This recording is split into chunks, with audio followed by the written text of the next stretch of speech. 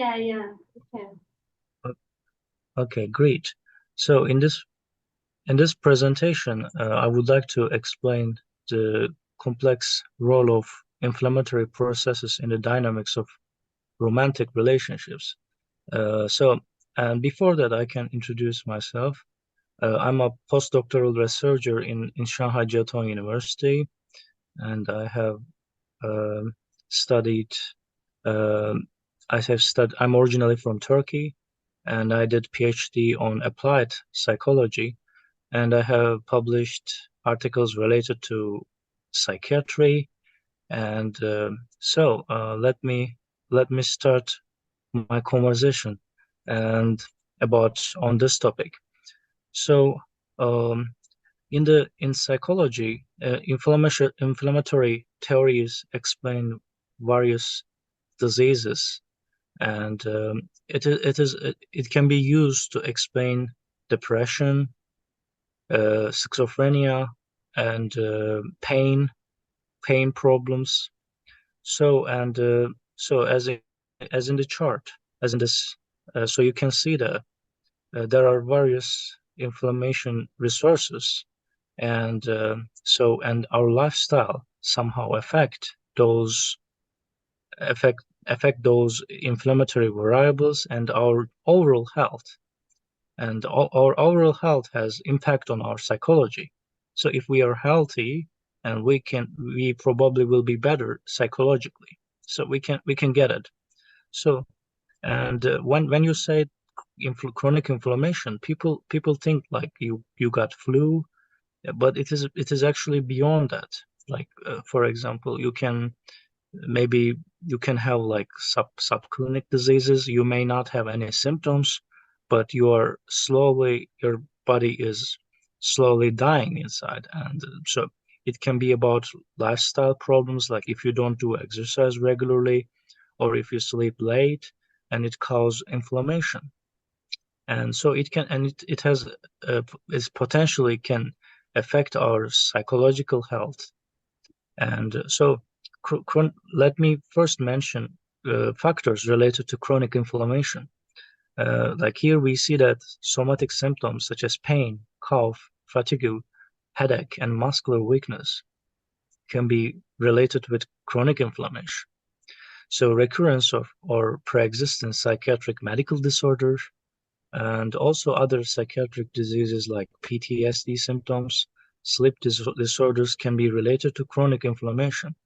So put it simply, like if you have a flu or simple disease, you will more likely to be depressed, and you cannot be happy and flu at the same time. You cannot be very happy, and you cannot feel very peaceful, and your body is warning you to be cautious. And so uh, it's like and then also other factors like early life stress, like pre- so the like a pregnancy stress and current illness, and they all have an uh, impact on our overall health. So, but it is, however, people so far didn't relate it to the romantic relationships. Previously, they have mentioned like they related to the schizophrenia. So if the mother is sick, and then their baby will more likely to have schizophrenia if they were exposed to certain exposures, or inflammatory problems can increase the chances of babies um, health problems.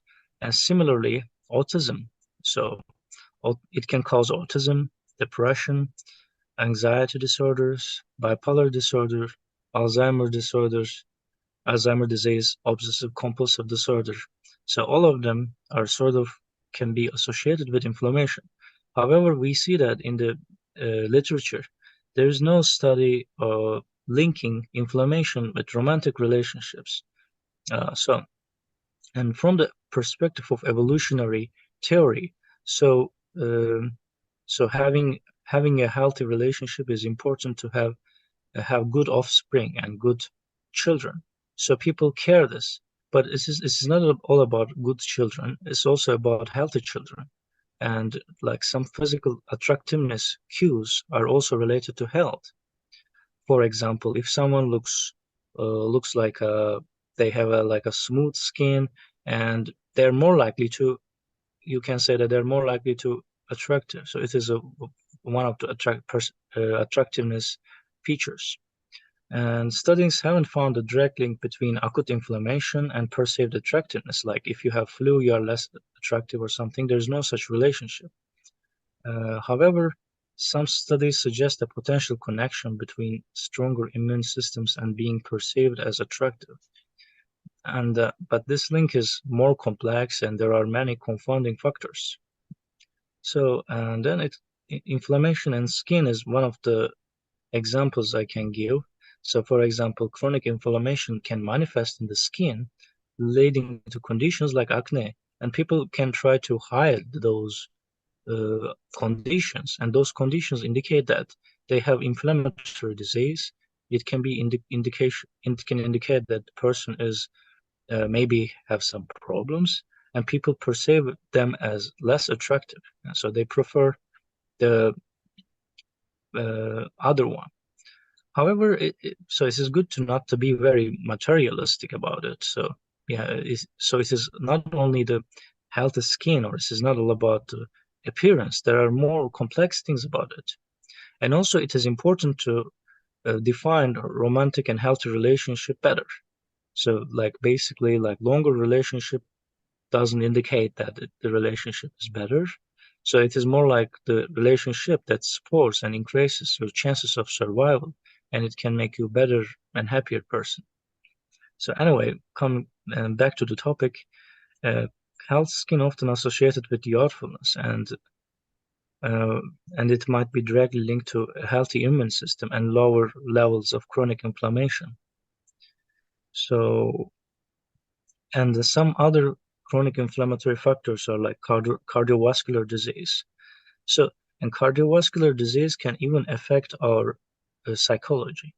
And if someone have this disease, and it can make them anxious, and it can impact their psychological parameters in a way that maybe make them anxious, and they cannot approach women, and it can even make them less attractive. Maybe it can lower their self-confidence because they cannot use their cardio, their body well, so that they it can cause problems.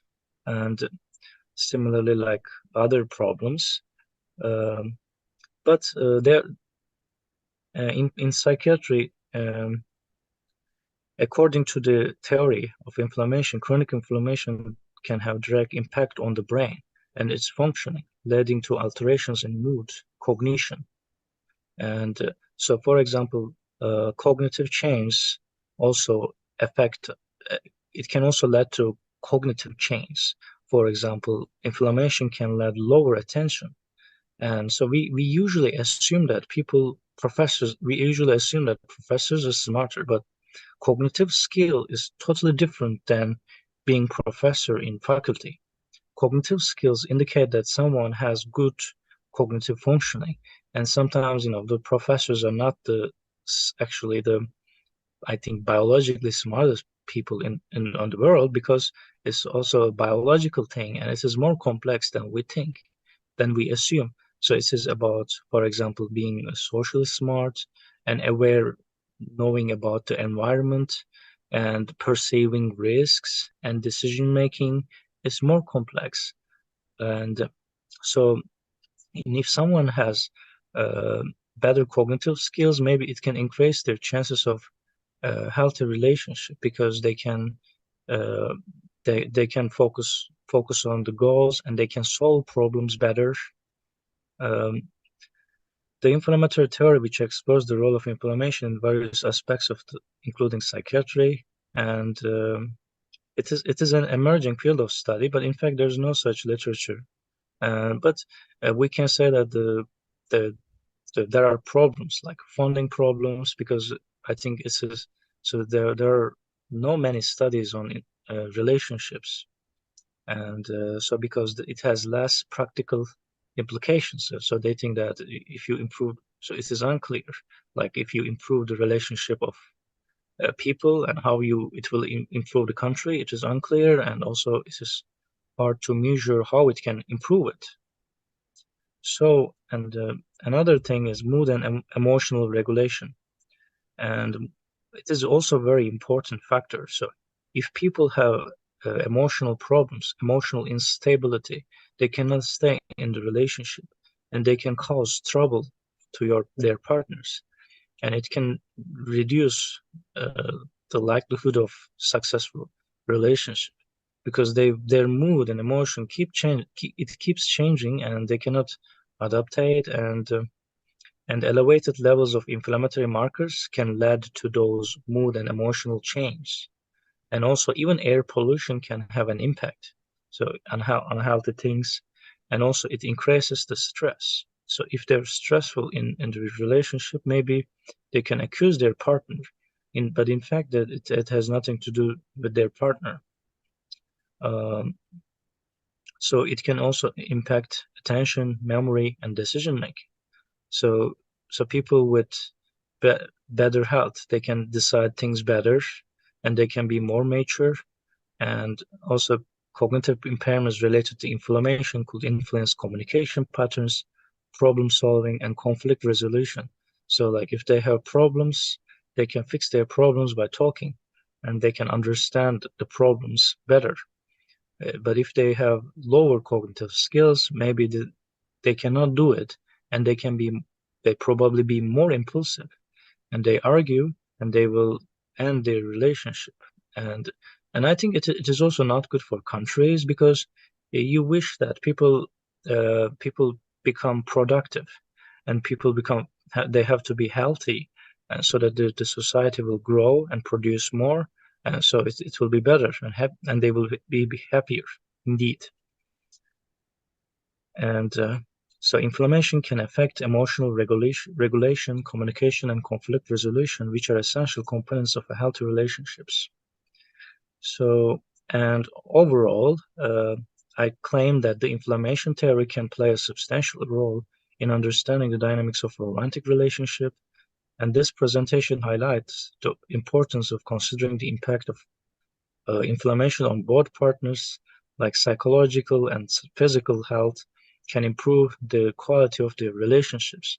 So they can that so the presentation can have take-home messages, like so for example, they can sleep earlier, and they can eat healthier, and they can avoid pollution and food with additives, and they can try to meditate. So it can improve their life indeed. So, and then they can be better person, and that they can be happier and more peaceful, hopefully.